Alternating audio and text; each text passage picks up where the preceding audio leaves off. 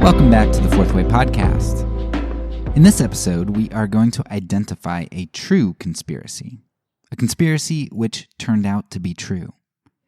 I'll actually reference a number of unbelievable stories that turned out to be true throughout this season, but today I'm going to focus on one in particular. Today we're going to focus on the story of Ravi Zacharias. Now, I don't know the story of Ravi Zacharias if it counts as a conspiracy theory by the standard definition.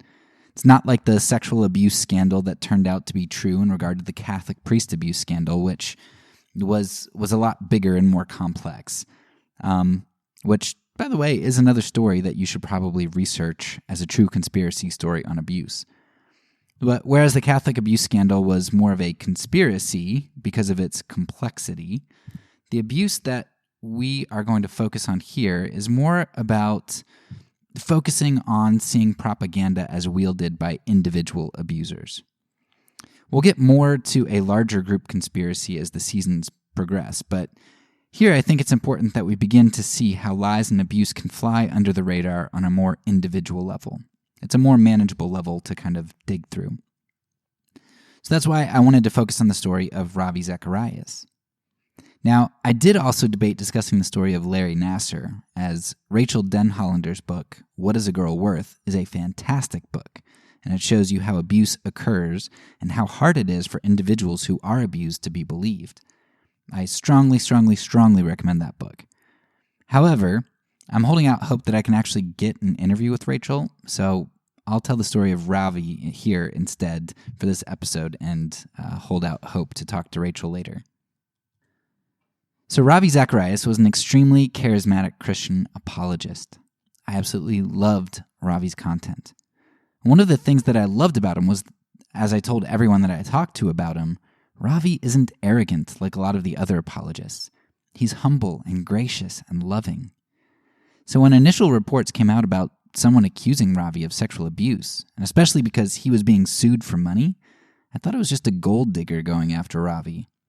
However, because I had just started to come around to the issue of abuse, there was a little room in the back of my mind that maybe it was true. In fact, knowing that John Howard Yoder, someone who was extremely influential in my Christian walk, had sexually assaulted women, I was open to the idea that maybe this was true about Ravi. But if it was true, then it was probably just a sexual fall, a misstep, sexual immorality. It wasn't something like rape or abuse. Of course, time has proven my initial thoughts very wrong. Unfortunately, I wasn't the only one that Ravi hoodwinked, or the only one that allowed himself to be hoodwinked. A lot of Christians called Ravi's accuser terrible names and despised her. Lots of people hated her. But how are so many so duped? For today's episode, I'm going to be using a few sources which I'll link in the show notes. And please make sure to check those out as I'm going to get into everything. I'm not going to get into everything here. I'm only going to highlight what fits into our season for propaganda. There's so much more here that is worth learning about in regard to abuse. The first thing to understand about Ravi's abuse is that it hinged on his persona. It relied on the image and information that he showed to the outside world, what he chose to show. The Christian language that Ravi used and the humble air that he exuded were a part of what made him so believable. One of the women that Ravi hurt was Shirley Stewart, a woman who Ravi counseled to have an abortion in order to save his family face in their Christian community, because the child that was conceived was Ravi's brother's child. Shirley did what Ravi said because she trusted him as the result of who Ravi had shown himself to be, a caring and loving pastor. He also leveraged his persona with one of the women that he assaulted at his massage parlor. When asked about why she didn't come forward, the woman said, "Well, who would believe me against a famous Christian leader?" She knew that the information she received from Ravi was enormously inconsistent with the information that Ravi shared with everyone else. And there's no way that this woman would be believed up against Ravi. But Ravi also used who he was as a cudgel against some victims. Another woman that Ravi assaulted said that Ravi, quote, warned her not ever to speak out against him, or she would be responsible for the millions of souls whose salvation would be lost if his reputation was damaged, end quote. Ravi wielded his selective information against different people differently. Against his base, he wielded his humble Christian persona. Against his victims, he wielded their smallness against him when compared to his stature in the community.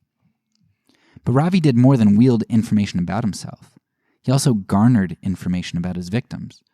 From the report on Ravi, one citation read, quote, "He elicited information about her faith and her financial situation. She reported that after he arranged for the ministry to provide her with financial support, he required sex from her. According to this witness, Mr. Zacharias used religious expressions to gain compliance, as she was raised to be a person of faith. She reported that he made her pray with him to thank God for the opportunity they both received. She said he called her his reward for living a life of service to God, and he referenced the godly men in the Bible with more than one wife." And as another example, quote, "A number of aspects of this account involved similar behavior and escalation as the accounts of other therapists who would not have known each other and who treated Mr. Zacharias in different contexts over time. The therapists he reportedly targeted for more than a massage discussed a similar modus operandi of building their trust and making them feel at ease. As one put it, he wasn't frisky initially. Some therapists described a process that began with probing conversation and him asking about their families and backgrounds, often delving into deeply personal issues like financial struggles or emotionally broken backgrounds. For example, one therapist reported that Mr. Zacharias spent the first half of their first massage session asking about her spiritual journey and prior abuse. This set her at ease and made her feel that he cared about her as a person, before he later asked her to massage his genitals. Another woman reported that he would talk about her career plans and efforts to improve her financial situation while he was massaging her breasts. She never came forward because she thought, who would believe me against a famous Christian leader? Some therapists also reported that Mr. Zacharias paid very well or would leave large tips and gave gifts that were at times lavish, like a Persian rug or a Louis Vuitton wallet with $500 inside." End quote. So Ravi would groom women, find out their weaknesses and where he could prey on them, and then use this information against them. In most cases, he made himself look like their savior as he was supplying for their needs, while in reality he was domineering control over them for his own self-gratification. Alongside the positive information Ravi wielded against his followers and against his victims, Ravi also controlled the flow of information going out. He had phones that others were not allowed access to, as well as a fund that he could use at his discretion, without oversight. Ravi also maintained the right to strict control over his massages, traveling with a personal masseuse. Now, if you think back to our previous episode, you'll remember that abusers are loving and charismatic until their control point and abuse are touched upon. Just listen to this quote from the report about an instance where this happens. Quote, "Mr. Zacharias spent much of the year on the road and typically had at least one male RZIM staff member travel with him. These travel assistants provided the appearance of accountability, so Mr. Zacharias could say that he did not travel alone and was never alone with a woman. Indeed, all of the travel assistants we interviewed said that they never observed anything improper. Most of them were aware, however, that Mr. Zacharias had a massage therapist who was often with him to provide treatments during his travels. Several RZIM staff reported to us that they were concerned about Mr. Zacharias traveling with a personal masseuse, not because they feared actual impropriety, but because they feared the appearance of impropriety. A high-level RZIM staff member expressed concerns to Mr. Zacharias about it and encouraged him to stop traveling with her. In response, Mr. Zacharias grew angry and barely spoke to his staff member for a long period of time. He was effectively sent to Siberia, as another staff member recalled. Their relationship never fully recovered." End quote. Clearly, there was something wrong here for Ravi to be so touchy about this confrontation. But I also want you to notice something that we'll bring up in our false prophet episode for the season. The concern here wasn't that Ravi might actually be doing something bad, but that it appeared that he was, and people might use that against him. Nobody thought that he was really doing it, right? That wasn't something that would actually be investigated. Nobody had access to his phones, his fund, or his actions. It couldn't be questioned. So Ravi had absolutely no accountability. Everyone was beholden to the information that Ravi chose to disclose, And when that information was brought into question, or was potentially approaching questioning, Ravi snapped. Now that indicates abuse and propaganda right there. They don't like alternative sources of information, alternative views.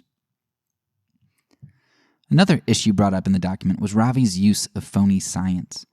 Now the report said that Ravi told the one masseuse that she had to massage his genitals because he had some ligamental issues. Now, that's so bogus. But I mean, the masseuse was not in a power position, right? And the man that she was to massage was extremely powerful. This reminded me so much of Den Hollander's book because Larry Nassar used the exact sort of approach, that he had to get inside of Rachel and all these girls and women because of some bogus medical stuff. Abusers and propagandists don't simply control information. They create and shape it for their purposes. And their charisma often allows them to do so, to not even be questioned by their own victims while they're victimizing them. But here's the thing. One of the most important aspects of propaganda that we've highlighted is this idea that propaganda is social. Now, what allowed Ravi and most abusers, what allows them to continue to get away with what they do?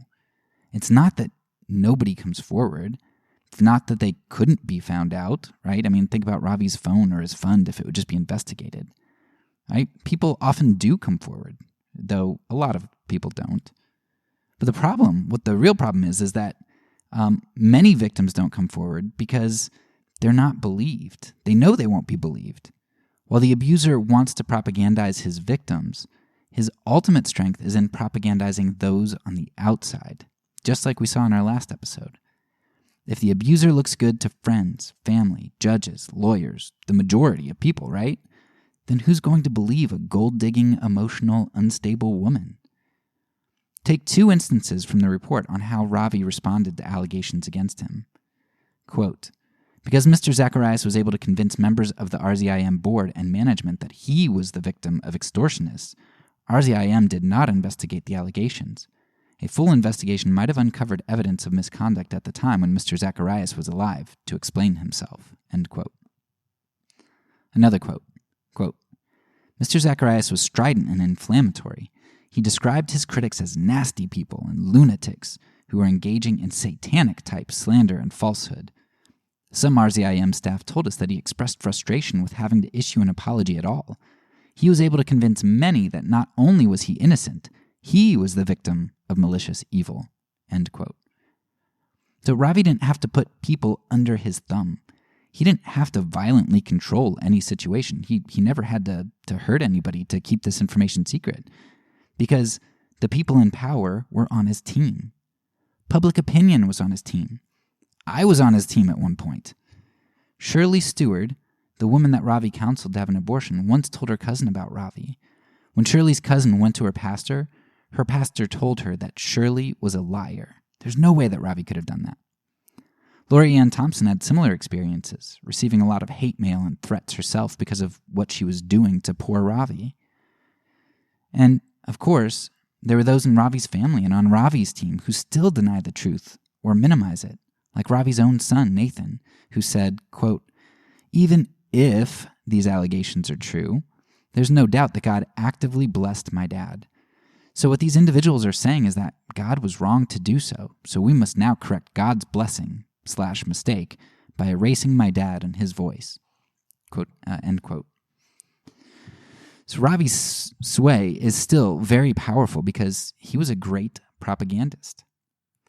Conspiracies like the one about Ravi Zacharias, Larry Nassar, Jeffrey Epstein, or the Catholic Church reveal some important things to us. They reveal that people in power are often able to abuse those with lesser power, like women, children, or those who are dependent, in large part because they control the situations with their image, and they develop their image with selective information. They control the narrative. Truth is only uncovered when people are willing to speak truth to power, like Lori Ann Thompson or Rachel Den Hollander, and when others begin to listen to them. Propaganda seeks to allow only one narrative, meaning that the only way to test and see if something is propaganda is to be open to alternative narratives. If anyone is protecting a narrative against investigation or against competing narratives, you're likely seeing propaganda. Sadly, for Shirley Stewart, the church was not a place that she was able to find a community of truth that would counter propaganda. After her experience, Shirley said, quote, "If this is what Christianity, what Christians are like, if you are an example of what Christians are like, I want nothing more to do with the church." And I walked out. And I still believe in God. I didn't stop believing in God, but I've stopped believing in the church and Christians. End quote.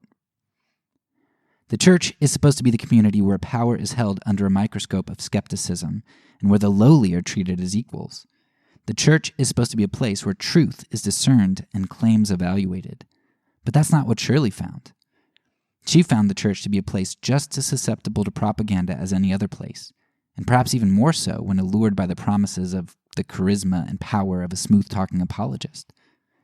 Some conspiracies remain conspiracies because they're crazy and untrue, while others are revealed as true because someone's crazy enough to seek truth over power. That's all for now. So peace, and because I'm a pacifist, when I say it, I mean it.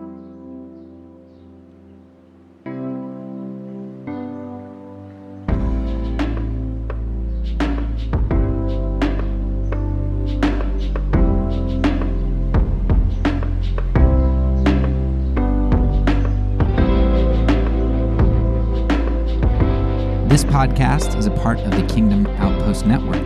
Please check out the links below to find other great podcasts and content related to nonviolence and kingdom living.